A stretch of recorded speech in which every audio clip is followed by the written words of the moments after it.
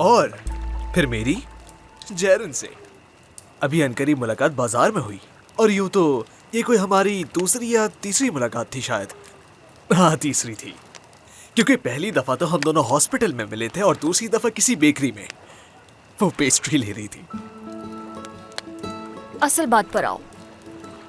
हमें चलना चाहिए यहाँ से। अरे सच कह रहा था, यकीन नहीं आ रहा क्या तुम्हें? जेरन, हाय, जब भी उसका जिक्र आता है मेरा हाल ऐसा ही हो जाता है। और मैं यही तो पूछना चाह रहा था कि क्या ये सब कुछ नॉर्मल है? हाँ देखो, तुम उसकी फिक्र मत करो, मैं तुम्हें असल बात बताती हूँ और इससे तुम्हारी परेशानी खत्म हो जाएगी। हाँ बिल्कुल सारा, हाँ लेकिन रोमांटिक होना चाहिए थोड़ा सा।